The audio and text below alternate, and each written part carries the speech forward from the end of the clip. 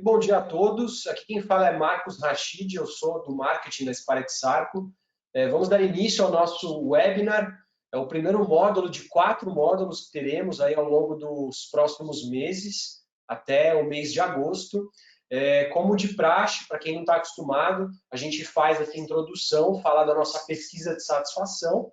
A pesquisa de satisfação acontece ao final do nosso treinamento. Assim que a gente finaliza, é uma pesquisa rápida, e que ajuda a gente a estar melhorando os nossos treinamentos. E se você tiver interesse, para quem responde a nossa pesquisa, vocês também recebem aí no e-mail de vocês, em alguns dias, entre 3 e 4 dias, um certificado de participação.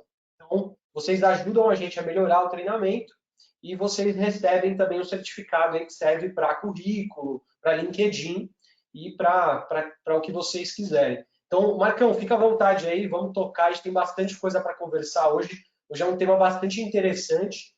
Então, Marcão, fica à vontade, um bom treinamento a todos. Eu vou estar aqui, caso alguém tenha dúvidas, por favor, utilizem o campo de perguntas que a gente tem aqui no menu, tá? Eu vou estar parando, eu vou estar interrompendo o Marcão para estar fazendo as perguntas. Muito bom dia, excelente dia aí para todos. Eu ministro treinamentos da Sparex Arco, estou realizando esse trabalho nos últimos 4 anos. Eu tive uns 2 anos como terceirizado e eu já estou com praticamente 2 anos e 9 meses. Eu estou na minha 3ª passagem na Sparex Arco, então muitos cabelos brancos. E logicamente, a Sparex Arco, eu vou fazer uma apresentação da empresa daqui a pouco. E o que é muito importante, gente, a gente vai estar comentando, é a questão do momento de segurança. Segurança para a Sparex Arco é realmente não só um valor, uma prioridade absoluta. Todo evento, treinamento, reunião interna, reunião externa, é feito um momento de segurança. Eu queria fazer uma reflexão com vocês, uma reflexão que não deixou de marcar a minha vida profissional esse ano. Eu fui visitar uma instalação e a gente faz muitas visitas, né? Eu faço muitas visitas, sou responsável por algumas linhas de produto da Sparex Arco e sempre visitando casa de caldeiras. Infelizmente, a caldeira estava operando acima da PMTA em pleno ano de 2021 e de uma empresa bastante grande, tá? Uma caldeira grande, 15 toneladas hora de capacidade, operando aí acima de 12 toneladas hora. E, lamentavelmente, a PMTA daquela caldeira 10 kgf por centímetro quadrado, e a caldeira estava operando entre 12 e 13 bar de pressão. Então, eu estou aqui fazendo essa pequena reflexão. Infelizmente, alguns dias aí, agora em junho de 2021, a caldeira explodiu, felizmente sem vítimas. Eu estou publicando aqui uma placa de caldeira, uma plaqueta de caldeira. Toda caldeira deve ter, é mandatório conforme a NR13. Estou também publicando aqui um link do e-book NR13 comentada. A Sparex Arco se interessou, eu tenho esse documento já há algum tempo. E nós estamos prestes aí, segundo alguns, a termos uma revisão da NR13. Vamos ver exatamente o que vai acontecer. Mas estava previsto aí para esse ano. Vamos ver o que vai acontecer. De qualquer maneira, fica a mensagem, cuidado, e a gente sempre pede, recomenda o máximo de cuidado, critério com as válvulas de segurança, mas não é só de caldeira, não, de qualquer vaso de pressão. Desde um pequeno compressor, aquele compressor lá que a gente vê numa borracharia, num posto de gasolina. Falando de posto de gasolina, infelizmente, nós tivemos uma notícia lamentável, uma explosão também num posto de gasolina em Rio Claro. Não sei se todo mundo viu, é algo realmente assustador. E, lamentavelmente, nós torcemos aí para não ter matado ou machucado, mas as imagens dessa explosão do posto, do alto posto, né, o posto de gasolina lá de Rio Claro, realmente as imagens são chocantes. Deve aparecer aí no LinkedIn, na imprensa, eu não sei se vai dar repercussão, mas, lamentavelmente, a gente torce para que esses fatos não aconteçam. Bem, nós vamos fazer uma apresentação da Sparex, do nosso roteiro aqui, falar de válvula de segurança, código de projeto, normas, válvulas de segurança, válvula de alívio, ASME1, ASME8, anéis de ajuste, o que é isso? Alavanca de acionamento manual em válvulas de segurança, principalmente, válvulas balanceadas com fole, materiais, vou falar um pouquinho da API 526, API 520, vamos falar de padrão de orifícios e conexões, software PSV Calc e selo ASME. É o nosso roteiro aqui. O roteiro, gente, é falar de especificação. E para falar de especificação, a gente tem que ir a questões básicas, elementares, né? A Sparex, ela cresceu muito a nível mundial. Aqui no Brasil, ela adquiriu a empresa chamada ITER. ITER é um fabricante aqui tradicionalíssimo no Brasil de válvulas de controle de grande diâmetro, atua muito em indústria química, Petrobras, usinas de açúcar, celulose, normalmente alta pressão e normalmente acima de 4 polegadas. Tá? Então, a equipe da ITER a fábrica da ITER fica em Sorocaba. A nossa fábrica fica em Cotia, né? Já temos mais de 61 anos de Brasil. O Watson Marlow Bredel é uma empresa aqui no Brasil, mas a sede na Holanda, salvo me engano, bombas peristálticas. A Chromalox foi uma empresa adquirida recentemente, toda a parte de aquecedores elétricos, caldeiras elétricas, traceamento elétrico. A Chromalox é muito forte, tem fábrica nos Estados Unidos. E, por último, a Gestra era nosso concorrente. A Gestra tem uma fábrica na Alemanha e a Sparex adquiriu a Gestra em 2017.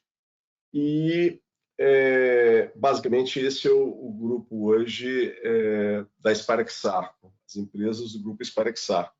Então, aqui no Brasil, nós temos a fábrica de Cotia, o pessoal da Chromalox fica com a gente lá. A Ritter fica em Sorocaba e, salvo me engano, a Watson Marlow tem a empresa Watson Marlow fica em São Paulo. A Sparex tem uma atuação mundial, tem muitas fábricas aí. Vamos falar aqui da América, fábrica no Brasil, Argentina, México, Estados Unidos, Canadá. Tem fábricas aí no mundo inteiro. Aqui no Brasil são várias filiais, são esses triângulos amarelos, tem filiais aí em vários estados, mas temos engenheiros espalhados aí para todo o Brasil, né? Assim, em torno de 50 engenheiros, 7 escritórios, 12 gestores, 9 filiais, a estrutura da Sparex Sarco. Temos aproximadamente 25 a 30 assistências técnicas, tem mudado bastante, e temos também uma parte de distribuição e quem revende os nossos produtos. Então, a nível mundial, são mais de 7 mil colaboradores, muitas fábricas, hoje já são 15 fábricas, mais de 1.600 engenheiros, né? E a Sparex, ela começou com purgadores e foi para acessórios de purgadores, depois para válvulas de controle, válvulas auto-operadas, depois também trocadores de calor e sistemas, skids montados, a parte de medidores de vazão, a parte de termocompressores, a parte de válvulas de controle, todo um corpo de assistência técnica. Fazemos muitas auditorias energéticas, verificação de purgadores, de instalações.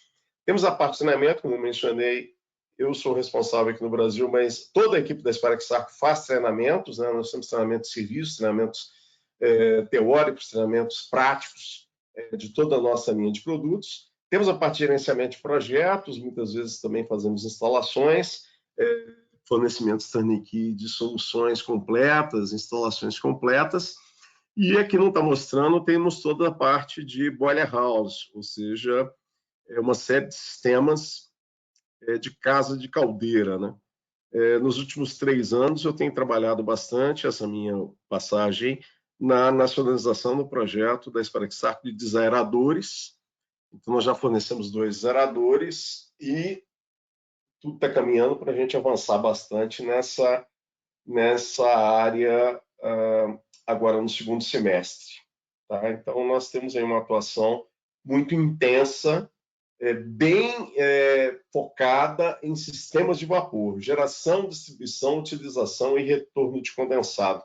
Eu não me esqueci de falar, nós temos toda uma parte de bombas de condensado, purgadores de bombeamento, sistemas de condensado contaminado, ou seja, a linha de soluções da Sparax-Sarco é muito grande para sistemas de vapor. Bem, o nosso assunto aqui, tentando ser objetivo, válvulas de segurança. Para quem não conhece válvula de segurança, eu apresento uma válvula aqui, ASME-1, a gente vai falar bastante disso. ASME-1 são válvulas para caldeiras, né? Então você perceba que você tem essa parte aí, é o corpo, né? Em azul mais claro, né? Tem, logicamente, nessa cobomina é o castelo, que envolve a mola está em amarelo, e a alavanca está em verde, a gente vai estar falando daqui a pouco da alavanca. Então, esses são o princípio de funcionamento da válvula de segurança. Então, você tem a força da mola, então força da mola igual a K, que é a constante da mola, e o X, que é exatamente essa diferença entre as espiras, que é o curso máximo da válvula. Então, você tem Kx, que é a força da mola, contra a força do fluido. A força do fluido fica aqui embaixo, você tem essa peça chamada bocal, na extremidade inferior da válvula, né? E o bocal é onde o fluido fica, e, logicamente, pressão é igual força sobre área, então a força do fluido vai ser a pressão do fluido nessa área do orifício, né? Então, está mencionando o disco, não sei se está todo mundo vendo, o disco que é aqui na extremidade do bocal. Muito bem. Então, a válvula de segurança é algo que é muito utilizado em caldeiras, em vasos de pressão, em equipamentos submetidos à pressão, em tubulações submetidas à pressão. Hoje, a Sparax-Sarco do Brasil é a fábrica de válvula de segurança da Sparax-Sarco mundial. Nós desenvolvemos soluções, vou mostrar para vocês, nós temos aí selo ASME, projetamos, desenvolvemos, fabricamos e temos válvulas selo ASME com certificado de capacidade.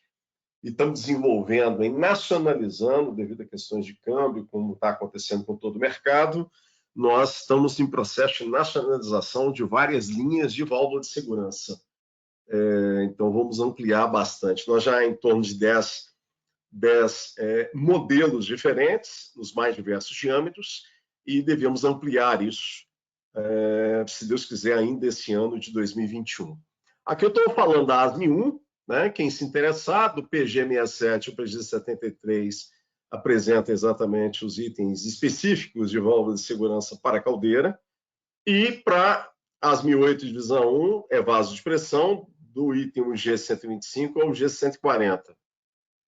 Bem, a pergunta que sempre fazem, e que é algo que é muito importante a gente deixar bastante claro desde agora no início, né? Eu falei da válvula, tá? Mas é muito importante separar válvula de segurança de válvula de alívio, tá?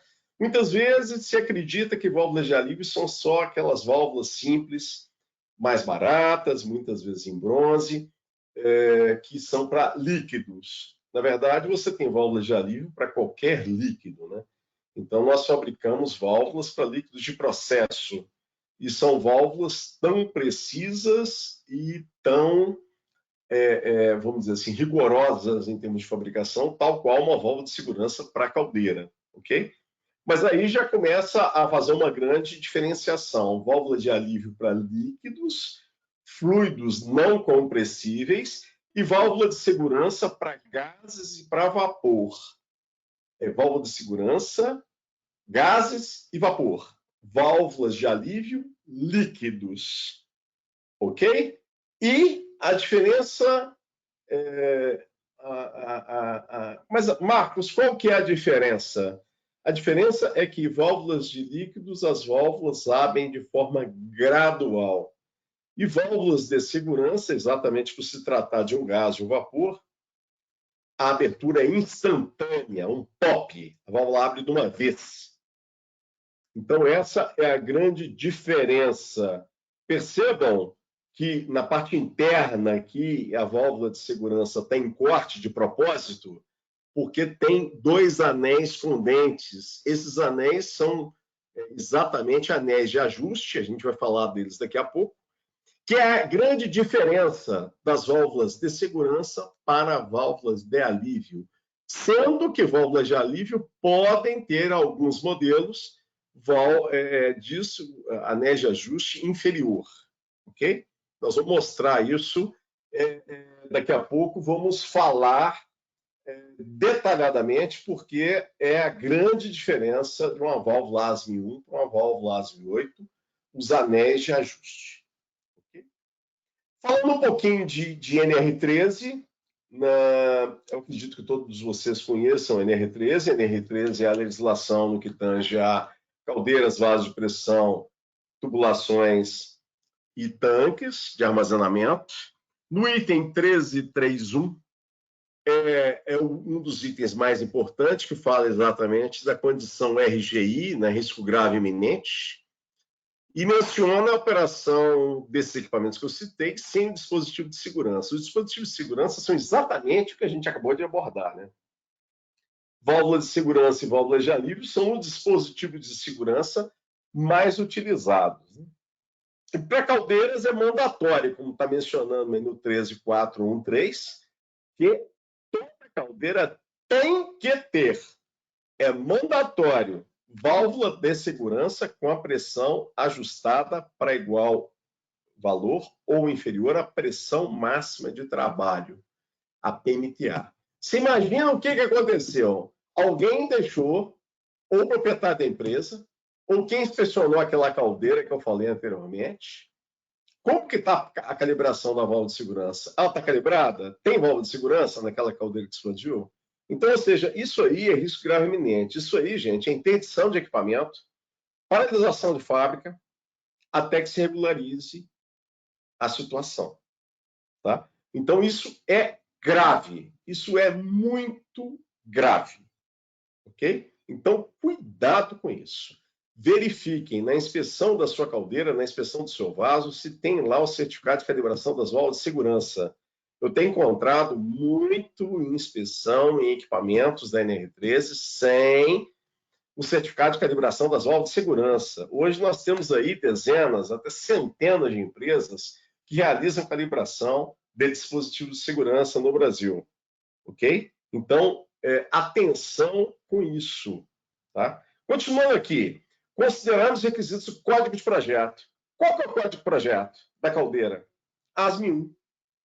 Marcos, mas a válvula não é ASME 1. Mas como não é? Não, Marcos, o fabricante da caldeira forneceu a caldeira com válvulas que eu não sei se ela é ASME. Ah, não? Ué, mas... E aí, como é que fica? Então, percebam, se houver uma empresa, se, por exemplo, for uma empresa química, se tiver uma inspeção, mas não é Ministério do Trabalho, é uma inspeção do seguro, vai ter problema, porque realmente é complicado. É muito complicado isso. No Brasil, infelizmente, nós estamos bastante, entre aspas, tranquilos com relação a uma situação dessa. Infelizmente, eu acho que só na hora que explodir uma caldeira e que houver dúvida com relação à abertura da válvula, com relação ao código de projeto da válvula, e que isso, logicamente, for por instâncias judiciais, que os fabricantes de caldeira e as empresas que possuem caldeiras vão começar a perceber que válvula de segurança de caldeira não pode ser tratada de qualquer maneira. Muito bem. Para vaso de pressão, válvula de segurança ou outro dispositivo de segurança, como eu mencionei, pode ser, se o vaso de pressão tiver ar, tiver vapor, tiver nitrogênio, tiver um ou outro gás, qualquer propeno, butano, qualquer fluido, né? Válvula de segurança. Se for líquido, qualquer líquido, válvula de alívio. Ok? Da mesma forma, ajustada na PMTA ou valor inferior à PMTA, né? Eu tive num cliente semana passada, coincidentemente, um descerador, e aí o descerador não está operando como descerador e se tem interesse de realizar a pressurização para que esse equipamento faça a desaração, né? E a pergunta, qual a PMTA do vaso? Então, um vaso que não tem placa é um vaso que eu não sei, torço para ter documento, torço, mas aí precisa, né? Não sei se todo mundo tem um conhecimento, de fazer uma inspeção de reconstituição de prontuário, conforme a BNT-NBR 15417, que é uma recomendação que sai, obviamente, das normas API de inspeção e de manutenção de vaso de pressão. Eu posso citar aqui a API 510. E, logicamente, você com a PMTA, você, obviamente, vai calcular, dimensionar e especificar a válvula de segurança. Ok? Que deve estar de acordo com o código de projeto do vaso. Ok? Se for o código de projeto AS 1008, atendendo AS 1008. Então, percebam, essas questões que eu estou mencionando, isso não é detalhe. Isso tem que ser atendido. É mandatório, é legislação. Se houver um sinistro, uma explosão, e tomara que não aconteça, obviamente, esse tipo de assunto é tratado, gente, de uma maneira extremamente complicada.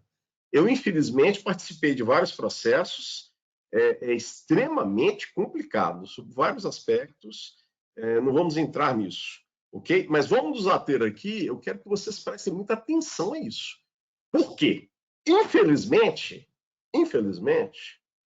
eu lamento, nós estamos aí, em alguns anos, aí, saindo da crise, né? Tomara que a gente consiga, em 2022 e segundo semestre de 2021, aí, saindo da crise, mas, infelizmente, nós estamos com vários equipamentos, caldeiras e vasos, sem a inspeção e, infelizmente, se alguns explodirem, não vai ser surpresa. Lamentavelmente. Bem, as diferenças, eu chamo a atenção com relação ao lacre. As válvulas devem ser lacradas. Isso não é da especificação, mas é muito importante estar atento. Aqui, uma válvula AS 1001, do outro lado, uma válvula típica DIN, típica AS 1008.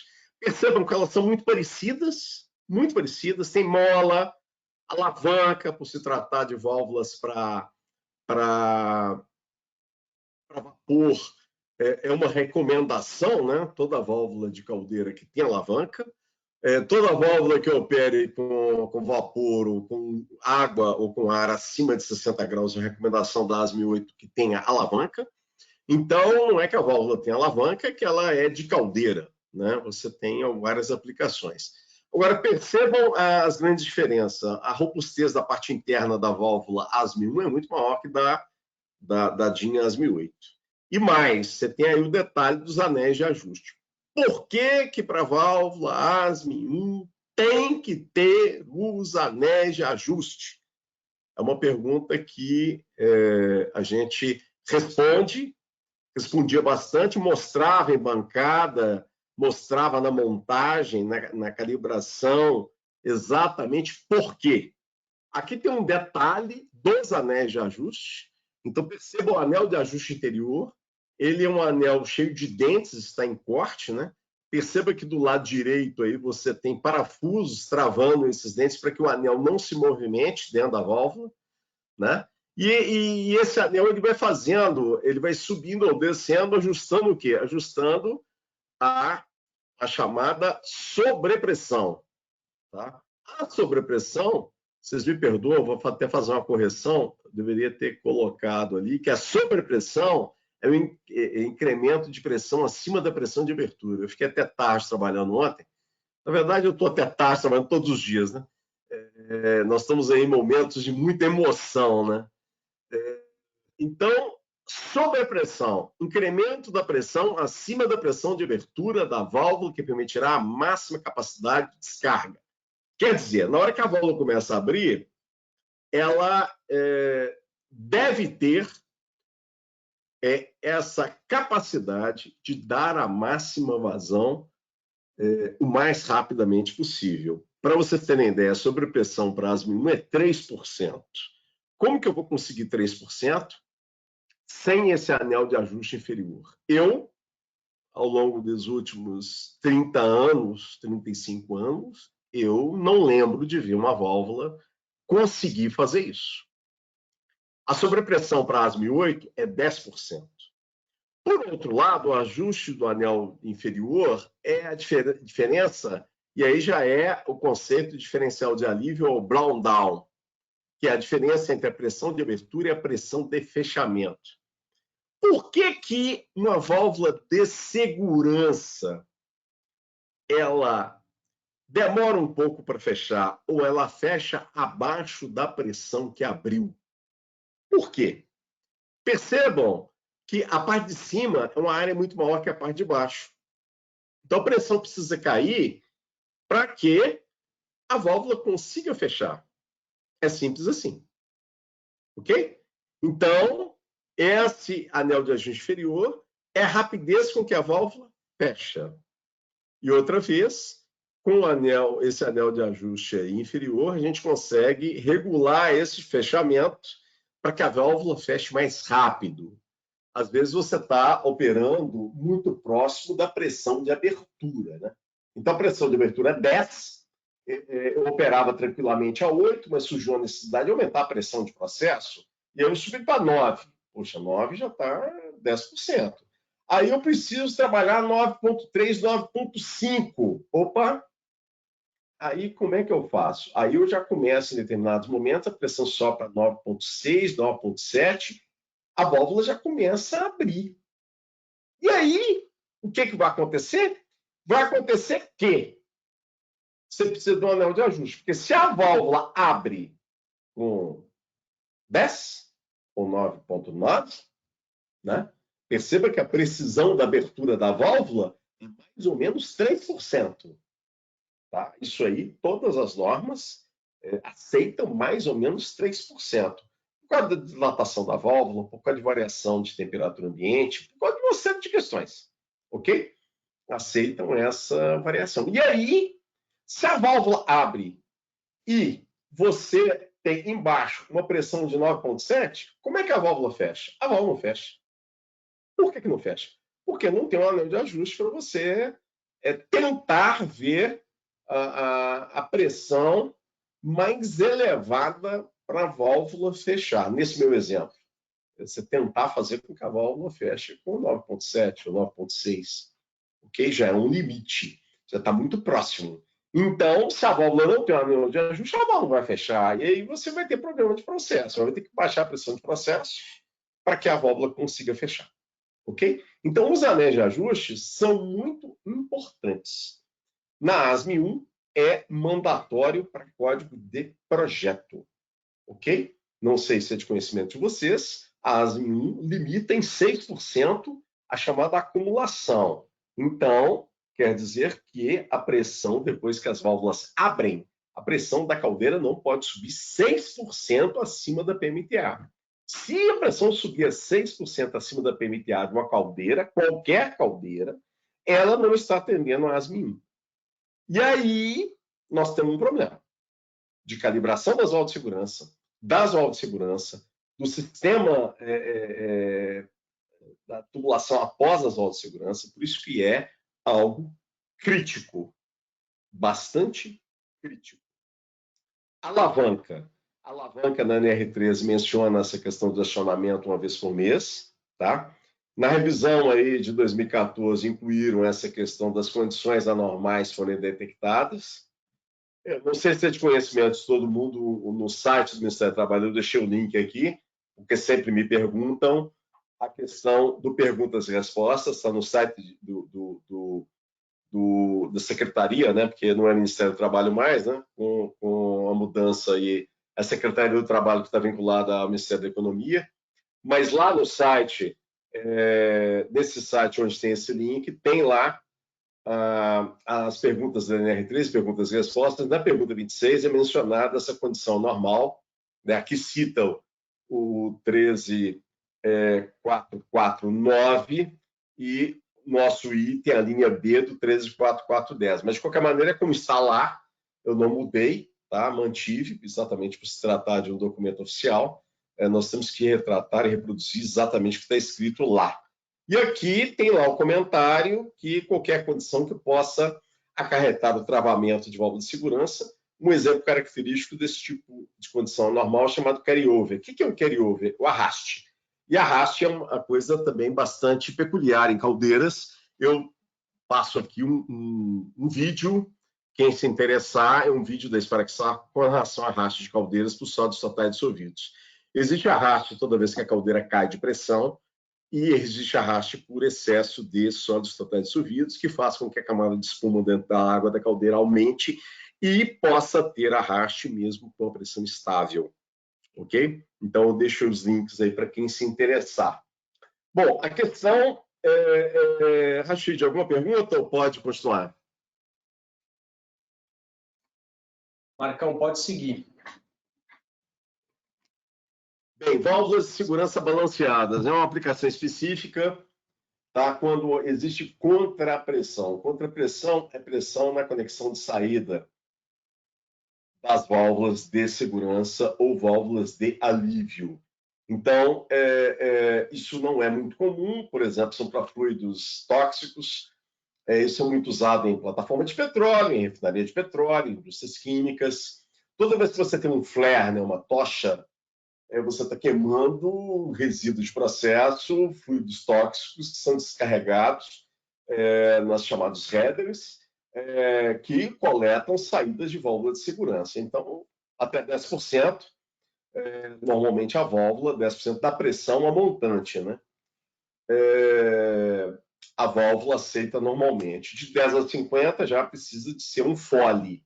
Está mostrando aí essa foto na parte superior, que a válvula tem um fole na parte interna, exatamente para minimizar os efeitos da contrapressão. E acima de 50% é válvula pilotada, ou seja, já é uma válvula onde tem um piloto externo e para que a válvula consiga operar. Perceba que o modelo tradicional de válvula de segurança é exatamente como a gente chama de escoamento crítico, né?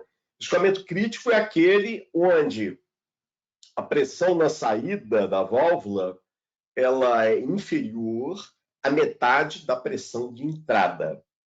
Então, se eu tenho 10 de pressão na entrada, eu, logicamente, estou descarregando para a atmosfera, é o caso de válvulas para ar comprimido, válvulas para vapor, em caldeiras, vapor em equipamentos, vapor em tubulações, nitrogênio, ou seja, uma série de aplicações que descarrega para a atmosfera normalmente. Então, é exatamente essas aplicações onde, obviamente, não necessita de fole. Por quê? Porque a contrapressão é pressão atmosférica e aí você não tem, logicamente, o escoamento é crítico e aí você acaba nas chamadas válvulas convencionais. Vários processos, né? Como eu mencionei, fluidos tóxicos, onde você não pode descarregar, não pode perder o produto, né? É um fluido do seu processo, é um fluido intermediário, então aí você pode ter, né? De repente, você está com pressão baixa, você pode ter uma contrapressão elevada, até 50%, atende com fole. Ou, caso contrário, com válvulas pilotadas. A parte de materiais, né? Falando de especificação, isso é muito importante. Os materiais do corpo do castelo, que normalmente devem ser o mesmo, né? Aqui é uma tabela de molas, né? Então, lá no alto, a gente vem Spin Load Pressure Relief Valves, na Table 2, né? Na tabela 2, da API Standard 526.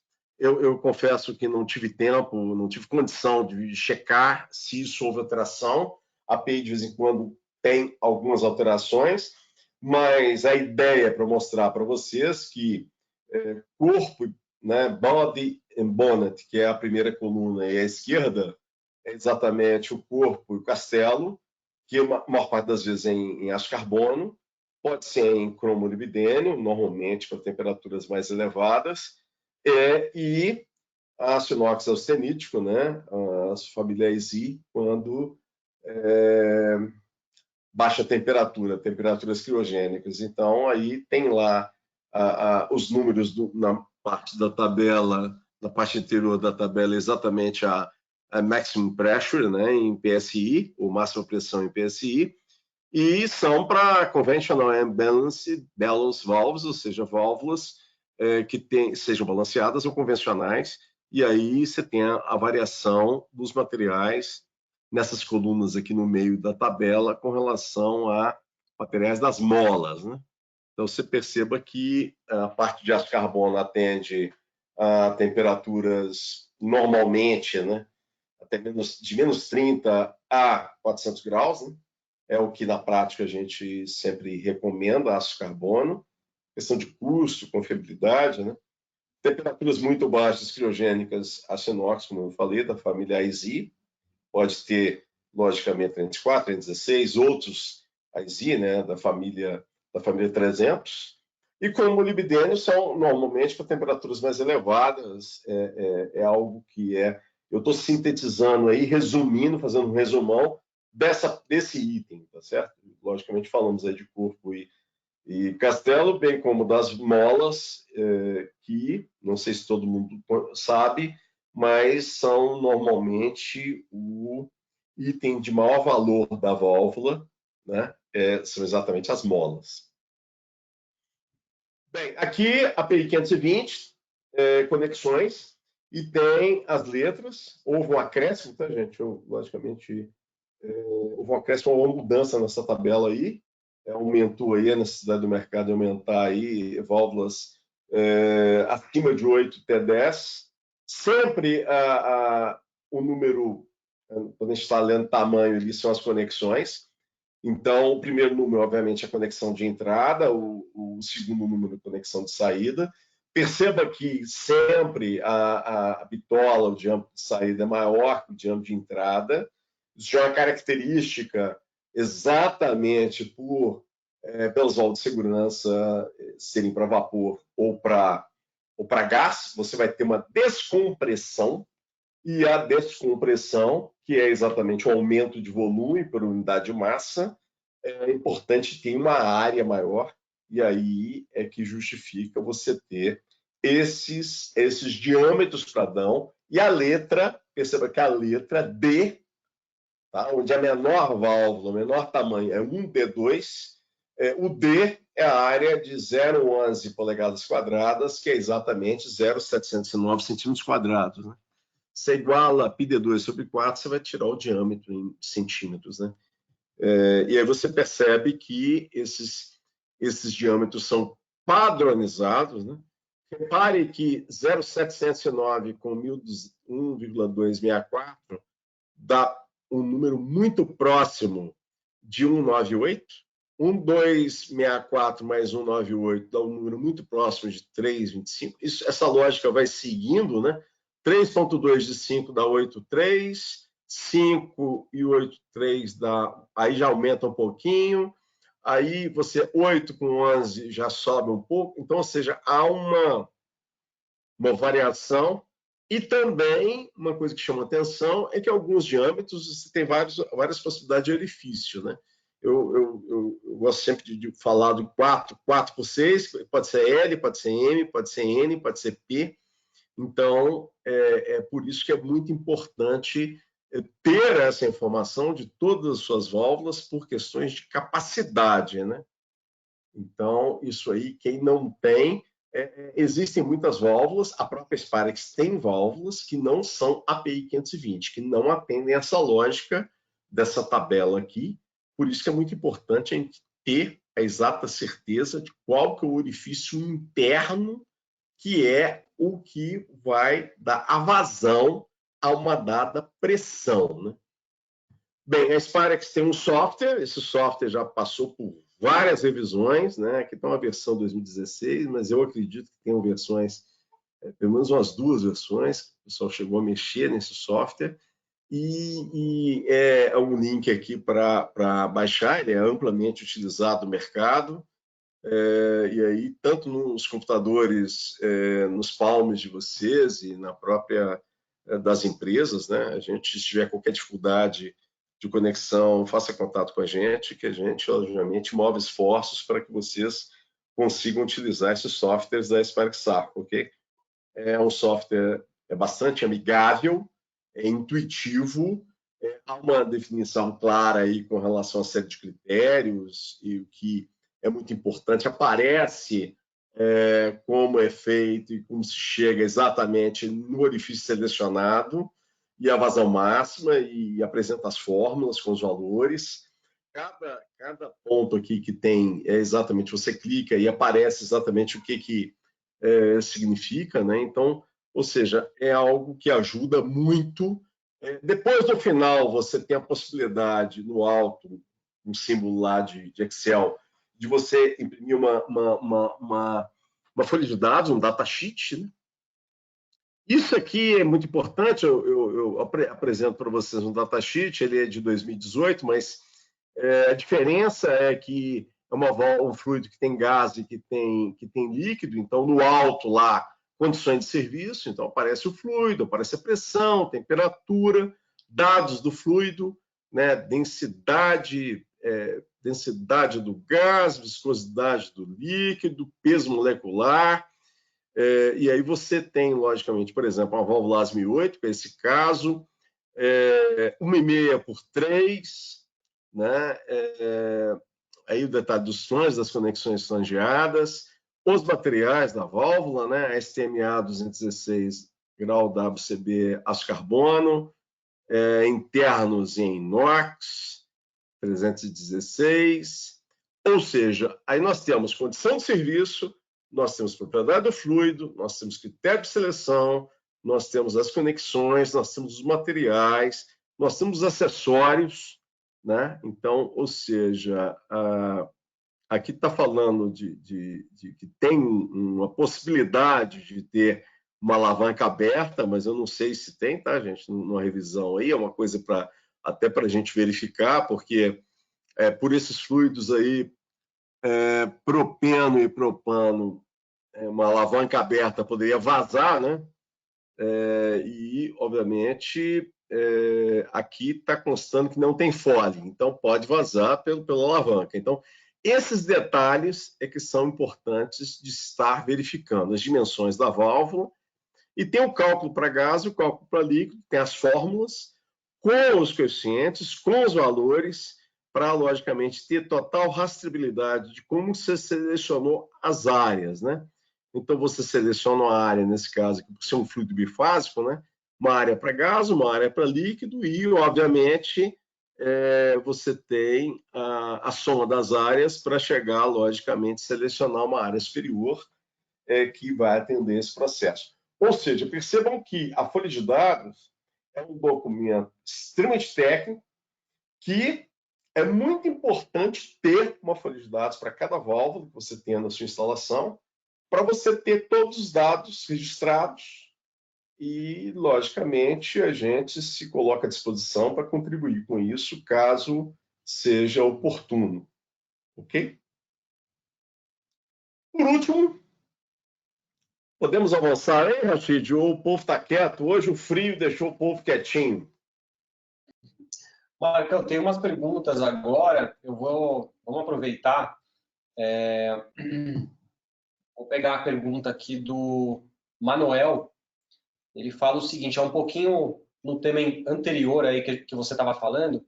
Em vasos de pressão, por exemplo, esfera de armazenamento de GLP, que possuam três PSVs, duas válvulas de alívio e uma de fogo, uma delas pode ter uma pressão acima do PMTA?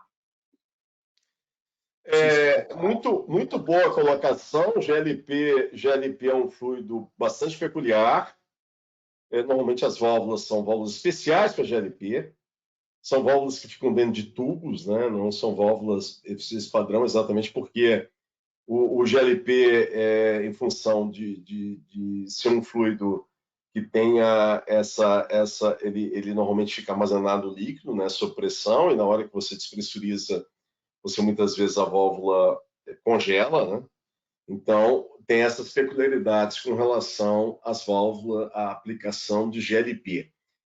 Tem que ver o código de projeto do vaso, né? Porque o código de projeto pode não ser um ASME 8, né? Então, é algo que tem que olhar. Tem que olhar. Agora, a gente normalmente pede, né, que isso seja bastante verificado com bastante atenção, exatamente porque, se for um código AS 1008, tem que ver lá na revisão como que esse vaso foi fabricado, o critério e se isso está no prontuário do vaso, né? Ou seja, se quem fabricou o equipamento previu isso. Tá? Normalmente, quando eu falei sobrepressão aceita para a chamada acumulação, né? A gente fala acumulação quando é acima da PMTA, né? Quando é acima da pressão de abertura, sobrepressão. Mas, obviamente, se a pressão de abertura, que é a pergunta, ela está exatamente na PMTA, ou acima, então cai na acumulação. Então tem que ver se foi feito um teste, né? Porque a acumulação máxima, e se for AS 1008, é 10%, né?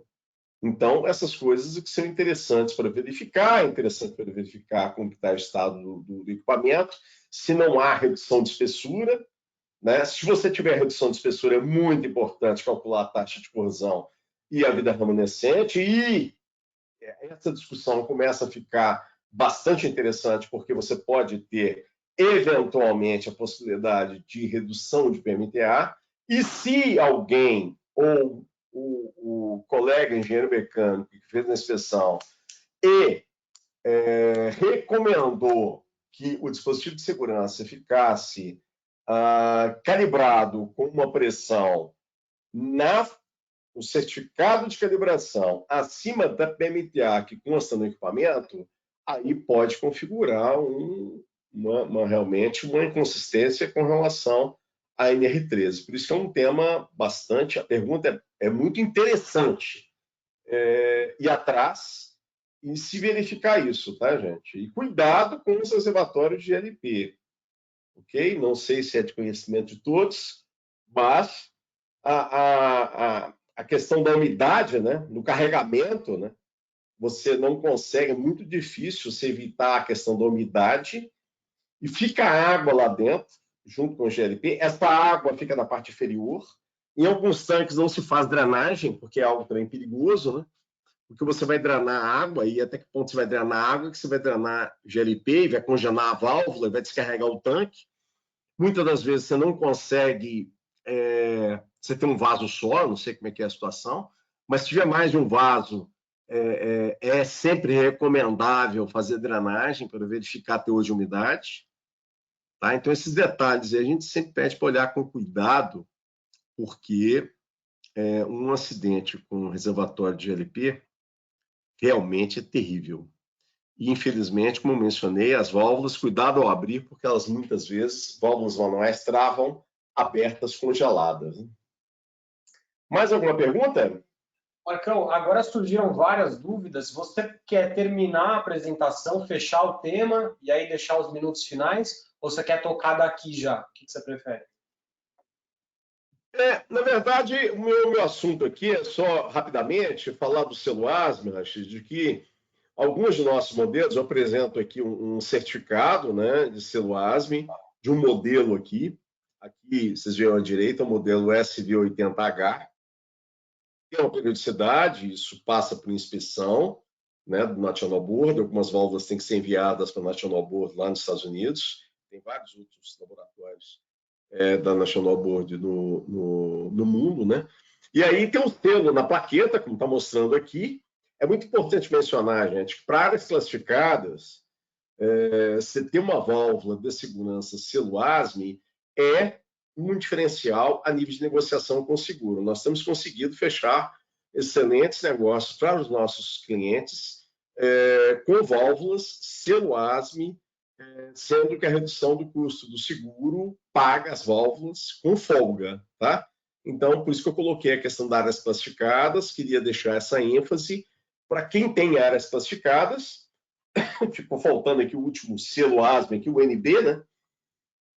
Para vocês, inclusive, avaliarem, porque, desculpe, é bastante oportuno esse tipo de avaliação. Você atualiza suas válvulas e reduz o preço do seguro. Para quem não sabe, áreas classificadas são aquelas que possuem fluidos inflamáveis e combustíveis e tóxicos, são as chamadas áreas classificadas. Bom, aqui eu termino, e aí pode perguntar. E nós temos 10 minutos aí, pelo menos, Rachid, para perguntas. Show de bola, Marcão. Acho que vai dar para a gente aproveitar bastante. O Carlos pergunta o seguinte, ele quer saber se existe alguma revisão mais nova do que a de 2017. Mas de qual norma? A NR13 teve uma revisão final de 2018, 20 de dezembro de 2018, salvo me engano, teve uma pequena revisão em 2019. E essa revisão de 2019 foi muito pequena e foi muito específica com relação à recusa, e aí está mencionado em outro NR, recusa de trabalho, então, ou seja, foi muito pontual essa revisão de 2019. As normas ASME tem que ver, porque, salvo me engano, posso ter enganado, né? ASME 1 e ASME 8, 2019 e deve ter agora 2021. Não vi ainda, mas me comentaram isso outro dia. As normas API têm revisões também, mas muitas vezes não tem essa definição. A NR13 tem já foi feita, né, uma pequena consulta pública em janeiro desse ano. Nós da Spirex chegamos até a enviar alguns comentários e algumas sugestões para avaliação do grupo tripartite, e a gente está na expectativa, nós estamos na expectativa com relação a isso, né?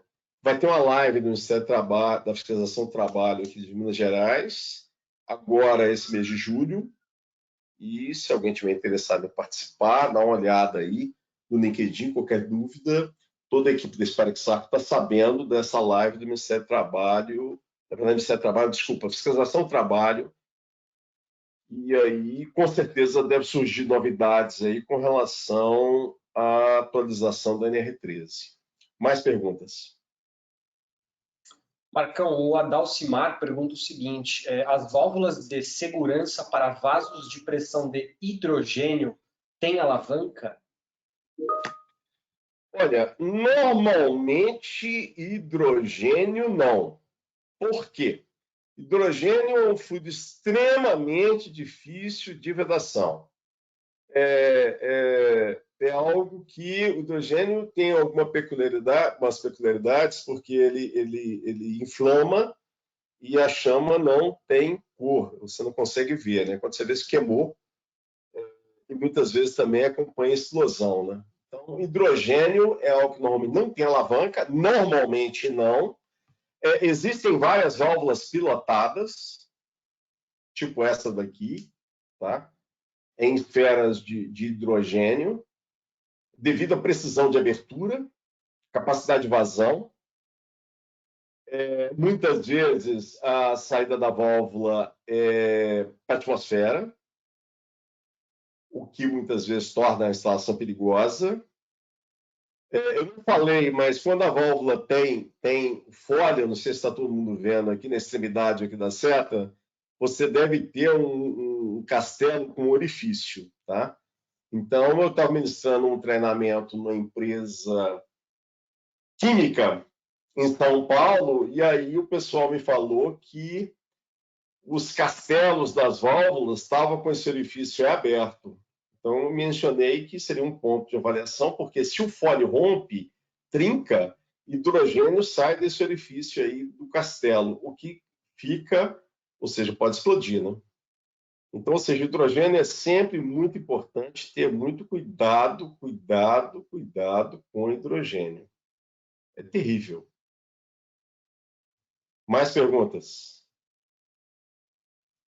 Bom, Marcão, o Fábio ele pergunta o seguinte, como posso verificar se a válvula de alívio está adequadamente dimensionada para o sistema, considerando que não existem dados técnicos da válvula? Bem, excelente pergunta. Isso acontece bastante, muito.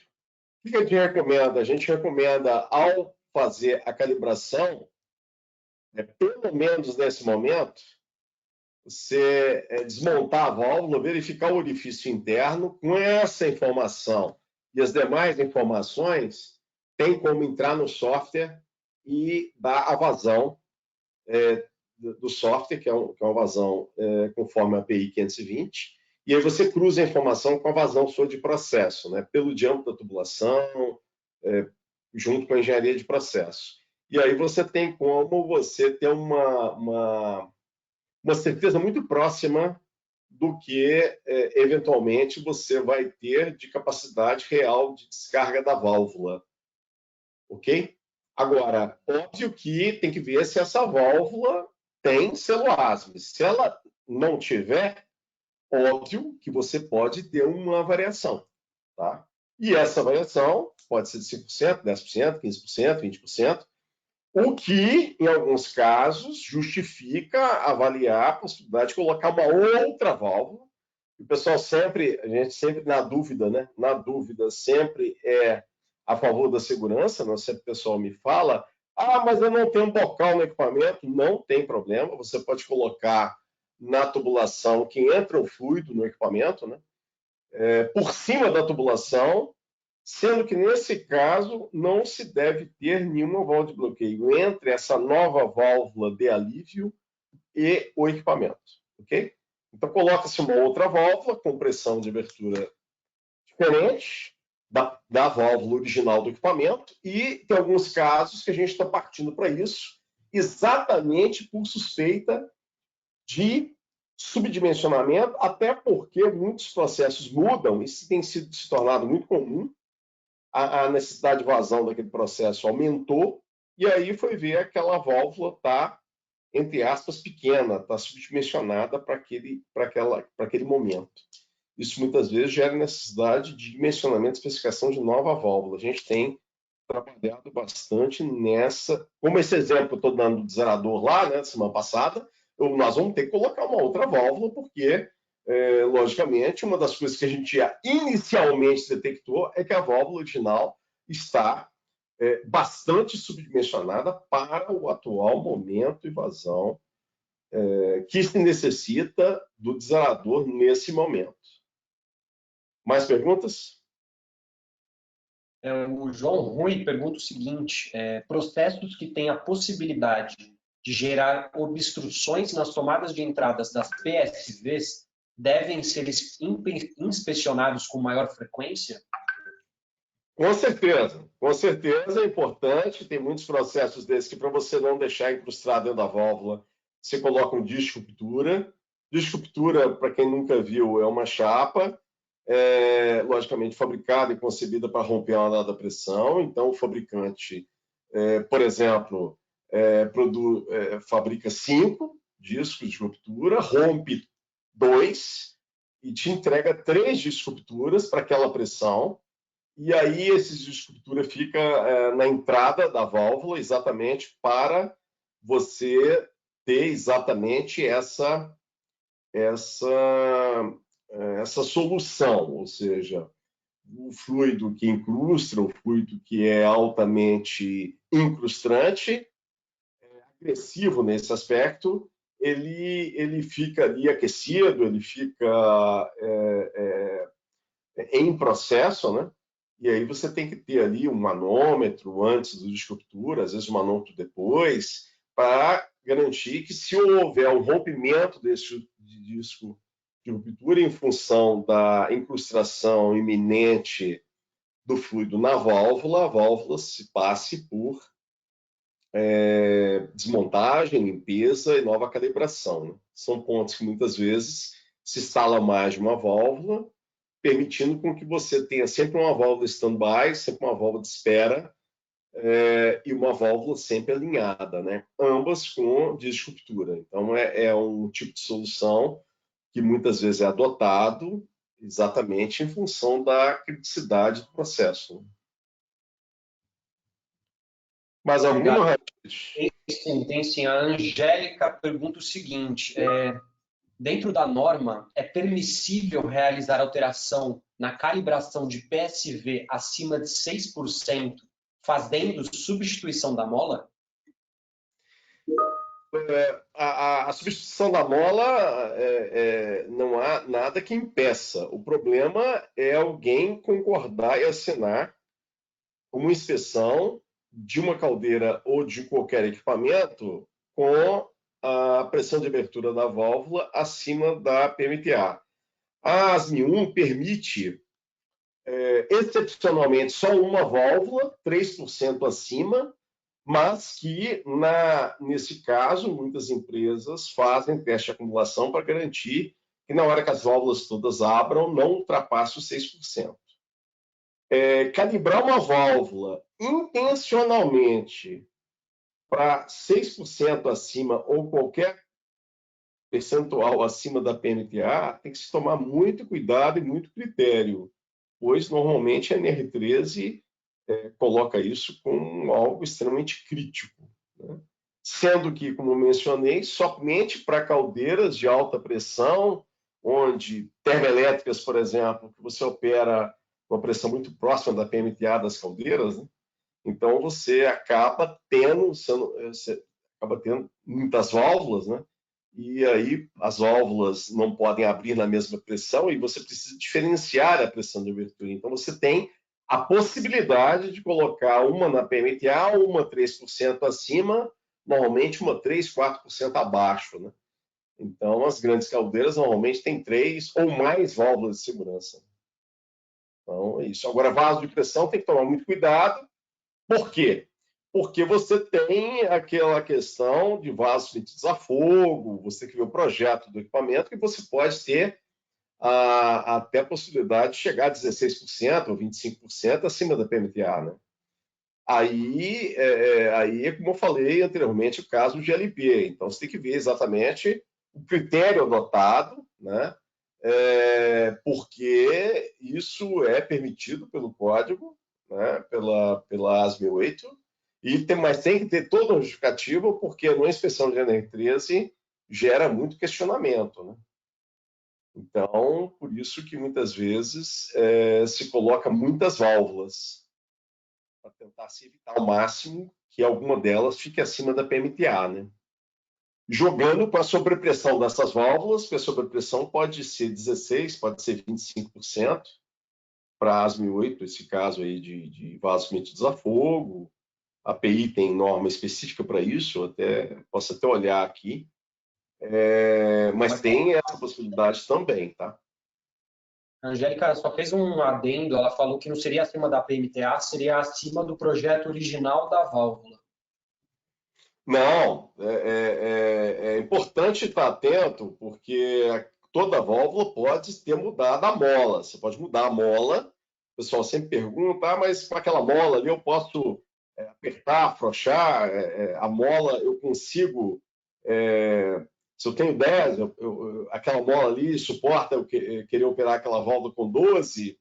Pois é, aí cada caso tem que ser olhado. Normalmente, mais ou menos 5, 10% normalmente se aceita, porém depende muito de cada mola, né? E aí tem que ver a mola que está instalada, a nova pressão que se deseja. Trocar a mola é relativamente comum, né? E dentro da PMTA ou abaixo da PMTA é algo que pode ser realizado sem problema nenhum. Normalmente é aceito, ok? E, obviamente, tem que dar uma checada no prontuário, passível de consulta quem inspecionou o equipamento, exatamente pela questão legal de responsabilidade técnica, mas é normalmente aceito. Okay? Aí, obviamente, a válvula deve ser redimensionada. Tomar cuidado para que a válvula não fique superdimensionada, que pode levar a um efeito de shattering, a gente chama shattering batimento. A válvula abre, fecha numa rapidez muito grande, fazendo com que a válvula comece a dar problema. Por isso que é interessante verificar isso, tá? Verificar esses aspectos todos com o fabricante da válvula. Mais alguma? Marcão, tem mais umas 6 ou 7 perguntas. Eu vou estar te passando por e-mail e aí você se sinta à vontade para responder o pessoal, tá?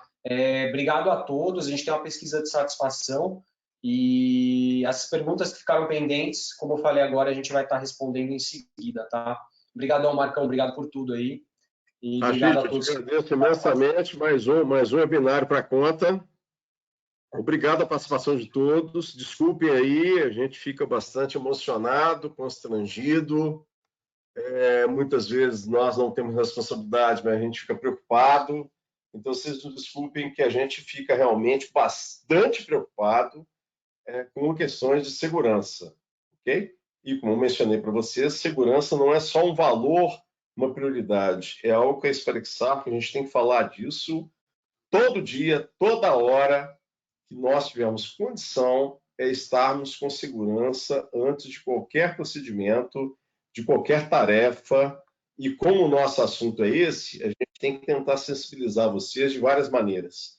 Desejo um grande segundo semestre a todos, que as empresas de vocês avancem e que nós tenhamos aí um segundo semestre, se Deus quiser, melhor em termos de pandemia, melhor em termos de saúde para a população, melhor em termos de vacinação, ou seja, com uma vida um pouco mais tranquila, se Deus quiser. Um abraço a todos.